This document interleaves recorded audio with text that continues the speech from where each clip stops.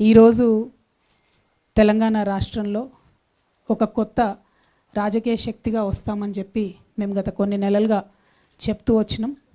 దానికి అన్ని రకాలైనటువంటి సాంకేతికపరమైనటువంటి చిక్కులు దాటుకుంటూ తెలంగాణ రక్షణ సేన పేరుతోని తెలంగాణ జాగృతి సంస్థను నడిపినటువంటి మేమందరం కూడా తెలంగాణ రక్షణ సేన అనే ఒక పొలిటికల్ ప్లాట్ఫామ్తోని తెలంగాణ ప్రజల ముందుకు రావడం జరిగింది.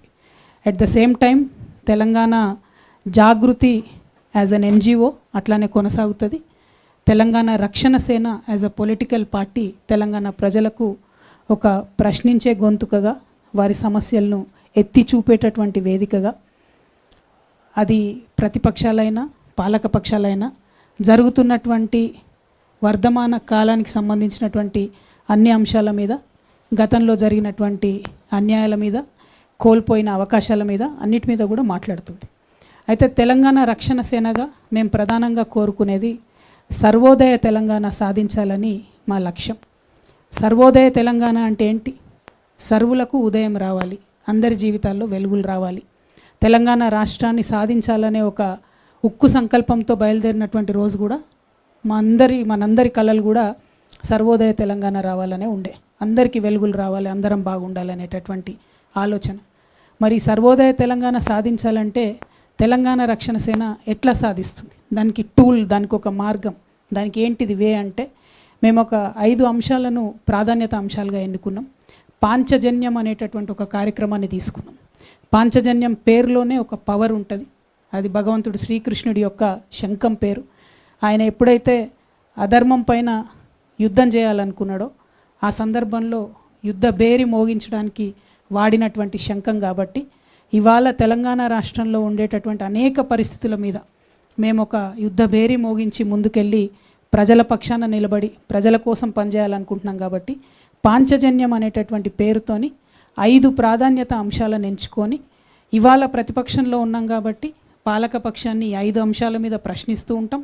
రేపు మేము అధికారంలోకి వచ్చినాక ఈ 5 అంశాలే ప్రాధాన్యతగా చేసుకొని పరిపాలన కూడా చేస్తామని చెప్పడానికి సంతోషిస్తూ ఉన్నాను. మరి పాంచజన్యంలో మొట్టమొదటి అంశం విద్యగా మేము ఎంచుకోవడం జరిగింది. ఇవాళ ఒక పేద మధ్యతరగతి ఇండ్లు చూసుకున్నట్టయితే విద్యకు వైద్యానికి కలిపి 60% పైచిలకు వాళ్ళ మొత్తానికి ఇన్కమ్ అంతా కూడా వెళ్ళిపోతుంది. 60% ఇన్కమ్ ఈ రెండిటికే పోయిన తర్వాత సేవింగ్స్కి కానీ, ఒక కొత్త వ్యాపారం చేసుకోవడానికి కానీ, ఒక చిన్న అసెట్ కొనుక్కోవడానికి కానీ, ఒక నగ కొనుక్కోవడానికి కానీ, అనుకోకుండా ఏదైనా ఎమర్జెన్సీ వస్తే చేసుకోవడానికి కానీ పేద మధ్యతరగతి ఇంట్లో ఒక రూపాయి కూడా మిగిలే పరిస్థితి లేదు. కాబట్టి విద్యను సంపూర్ణంగా ఉచితంగా ఇవ్వాలని మేము తెలంగాణ రక్షణ సేన నుంచి ఒక సంకల్పం తీసుకుంటున్నాం. ప్రభుత్వంలో ఆల్రెడీ ఉచిత విద్య ఉంది, కరెక్టే. కానీ ఇవాళ మెజారిటీ పిల్లలు 75% వరకు కూడా పిల్లలు ప్రైవేట్లో చదువుతూ ఉన్నారు. మేము తెలంగాణ రక్షణ సేన నుంచి అనేక మంది నిపుణులతో సంప్రదించిన తర్వాత ప్రైవేట్ స్కూళ్ళలో చదివేటటువంటి వాళ్ళకు, ప్రైవేట్ కాలేజ్లో చదివేటటువంటి వాళ్ళకు, ప్రొఫెషనల్ కోర్సెస్లో ఉన్నటువంటి వాళ్ళకు కూడా విద్యను ఉచితంగా ఇవ్వాలనేటటువంటి ఒక సంకల్పంతో మేము ముందుకు రావడం జరుగుతుంది.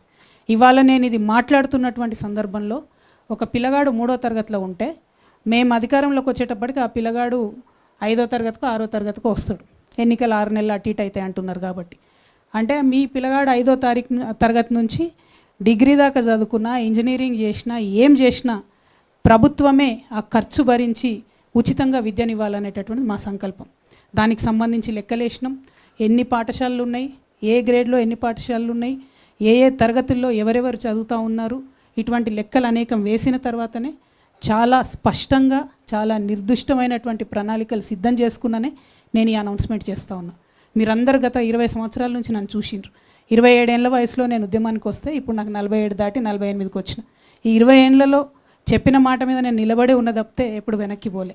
ఎన్ని కష్టాలు వచ్చినా, ఎన్ని నష్టాలు వచ్చినా చెప్పిన మాట మీద, పట్టిన తువ మీద విడవకుండా నేను నిలబడి ఉన్నటువంటి వ్యక్తిని.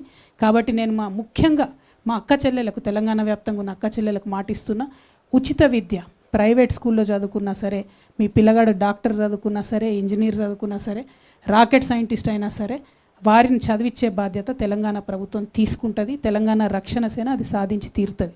మీ జేబులకెళ్ళి ఒక్క రూపాయి ఖర్చు లేకుండా చేసి నేను చూపిస్తాను. రెండవది వైద్యం. ఇవాళ ఆరోగ్యశ్రీలో 10 లక్షల వరకు ఇస్తూ ఉన్నారు వైద్యానికి సంబంధించి. అంతకుముందు వైఎస్ రాజశేఖర రెడ్డి గారు ఈ పథకం పెట్టినప్పుడు 2 లక్షల రూపాయలు ఇస్తామంటే అసలు సాధ్యమవుతుందా, ఎట్లా ఇస్తారు అని మాట్లాడారు. ఆ 2 లక్షలు పోయి మరి ఇవాళ 10 లక్షల వరకు ఇస్తుంటే ఎట్లా సాధ్యమవుతుందని అడుగుతలేరు. కానీ ఇంకొంచెం మనసు పెట్టి ఆలోచన చేస్తే ఇవాళ క్యాన్సర్ జ్వరం వచ్చినట్టు వస్తుంది, కానీ క్యాన్సర్ క్రోసిన్ వేసుకుంటే పోదు మరి. కాబట్టి క్యాన్సర్కి కావాల్సినటువంటి ట్రీట్మెంట్ ఏదైతే ఉంటుందో 10 lakhs, 15 lakhs, 20 lakhs, 25 lakhs ఎంత బాధగా ఉంటుందండి. కండ్ల ముంగట ఇంటి మనిషి చనిపోతుంటే ఆ వైద్యానికి డబ్బులు ఇవ్వలేనటువంటి వాళ్ళు చాలామంది ఉన్నారు. నిన్నగాక మొన్న గద్వాల్లో ఒక ఎగ్జాంపుల్ చూసినాం. గవర్నమెంట్ హాస్పిటల్కి తల్లిని తీసుకపోతే మా దగ్గర లేదయ్యా ఇంతకన్నా వైద్యం, దయచేసి మీరు తీసుకుపోండి అంటే ఓన్లీ 3 lakhs rupees అవుతుంది. తెలిసి కూడా ఎక్కడికి తీసుకుపోదాము, ఎట్లా తీసుకుపోదాము, ఆడికి తీసుకుపోయాక 3 లక్షలు అంటారు, చేర్చినాక 15 లక్షలు అంటారు. మా పరిస్థితి ఏందని తల్లిని పోన్లే బతికింది కదా ఉన్నన్నాళ్ళని సర్ది పెట్టుకునే పరిస్థితి ఇవ్వాలంటే కూడా తెలంగాణ రాష్ట్రంలో ఉన్నది. అంటే ప్రపంచమంతానేమో లైఫ్ స్పాన్ పెరుగుతుంది, 90 years 95 years బతుకుతారు. తెలంగాణ వాళ్ళం ఎందుకు కాంప్రమైజ్ కావాలి? నిన్న మొన్న నేను ఈ పార్టీ ప్రకటన చేసినప్పుడు ఈ మాట మాట్లాడితే కొంతమంది విమర్శ చేశారు. ఎట్లా సాధ్యమవుతుంది అంటే, ఫ్రీ మీల్స్ పెట్టాలని ఆనాడు అనుకున్నప్పుడు సాధ్యమవుతుంది అనుకోలే, స్కూళ్ళల్లో సాధ్యమైంది. ఇలా దేశమంతా అదే పనిచేస్తుంది. ఆనాడు ఆరోగ్యశ్రీలో 2 లక్షలు ఇస్తామనుకున్నప్పుడు సాధ్యం కాదనుకున్నారు, సాధ్యమైంది. ఇలా అనేక రాష్ట్రాలు ఫాలో అవుతున్నాయి. ఖచ్చితంగా ఉచిత వైద్యం ఎన్ని లక్షలు ఖర్చు అయినా సరే తెలంగాణ బిడ్డల ప్రాణాలు కాపాడుకోవడానికి ఖచ్చితంగా మా ప్రభుత్వం వస్తుంది. దాంట్లో ఏ కార్పొరేట్ హాస్పిటల్లో తెలంగాణ వ్యాప్తంగా ఉన్న వైద్యం చేయించుకున్నా ఎంత పెద్ద రోగమైనా ఎంత ఖర్చు అయినా మీ జేబులకి వెళ్ళి రూపాయి పడకుండా తెలంగాణ రక్షణ సేన ప్రభుత్వం ఖచ్చితంగా సాధించి తీరుతుంది. ఈ 2 మా పాంచజన్యంలో మొదటి అంశాలు. మూడవది వ్యవసాయం, చాలా ప్రాధాన్యమైనటువంటి అంశం. మా జెండాలో ఉన్న గ్రీన్ రంగు కూడా మా రైతన్నుల కోసమే, పర్యావరణం కోసమే. రైతన్నలు లేకపోతే ఎవరికి కూడా 2 బుక్కలు అన్నం తినే పరిస్థితి ఉండదు. కాబట్టి మీకు చేతులెత్తి మొక్కుతూ మీ యొక్క సంక్షేమం కోసం, సంక్షేమంతో పాటు మీ యొక్క గౌరవం కోసం, ఆత్మగౌరవం కోసం నేను ఒక ఆడబిడ్డగా తెలంగాణ రక్షణ సేన నుంచి అన్ని రకాల ఏర్పాట్లు చేయడం జరుగుతుంది. ప్రత్యేకించి ప్రభుత్వంలో మీరు ఏ కార్యాలయానికి పోయినా, ఎక్కడికి పోయినా మీకు పిలిచి పీట వేసి కూర్చోబెట్టి గౌరవించి మీ సమస్య తీర్చి పంపాలి. ఇవాళ ఏం జరుగుతుంది? 25 రోజుల నుంచి కళ్ళాల కాడ వడ్లు పోసుకొని, కళ్ళాల కాడ మక్కలు పోసుకొని 45 degrees ఎండల ఎదురు చూస్తూ ఉన్నారు. ఏ టీవీ ఛానల్ తిప్పి చూసినా కళ్ళాల కాడ ఉన్న రైతుల సమస్యలే కనబడుతున్నాయి. ఎందుకు మరి? ఎందుకు ప్రొక్యూర్ చేయలేకపోతున్నాం? ఎందుకు ప్రొక్యూర్ మీరు చెప్పిందే కదా, ప్రభుత్వాలు ప్రొక్యూర్ చేస్తామని చెప్పిందే కదా. లేదంటే రైతు సంగతి ఏదో రైతు చూసుకుంటాడు. అక్కడ కేంద్ర ప్రభుత్వం ఏమో ఎంఎస్పి పెంచదు, ఇక్కడ రాష్ట్ర ప్రభుత్వం ఏమో కొనుగోలు కేంద్రాలను తెరవదు. కొనుగోలు కేంద్రాలు తెరవమని 25 రోజుల నుంచి ధర్నాలు దీక్షలు చేసే పరిస్థితి రాష్ట్రంలో ఉన్నది. నేను మళ్ళీ మాట ఇస్తా ఉన్నా, ఆ పరిస్థితి మీకు ఉండదు. తెలంగాణ రక్షణ సేన అధికారంలోకి వస్తే మీ దగ్గర నుండి కొన్నటువంటి రైస్ని ఏం చేయాలనేటటువంటి ఆలోచన కూడా పెట్టుకొని చెప్తా ఉన్నాం. రైస్ని ఎక్స్పోర్ట్ చేసేటటువంటి పరిస్థితి ఉంది. ప్రభుత్వాలు ముందడుగు వేస్తలేరు.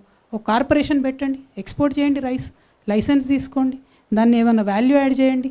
ఏమి చేయకుండా మేము కొంటే మాకు నష్టం వస్తుందని చెప్పి అనవసరంగా రాజకీయపరమైనటువంటి అంశాలను ముందుకు తీసుకొచ్చి బోనస్ ఇస్తాం అని చెప్పి బోగస్ మాటలు చెప్పి ప్రజల్ని మోసం చేయడం తప్పితే నిజంగా రైతన్న ఆవేదన అర్థం చేసుకుంటలేరు.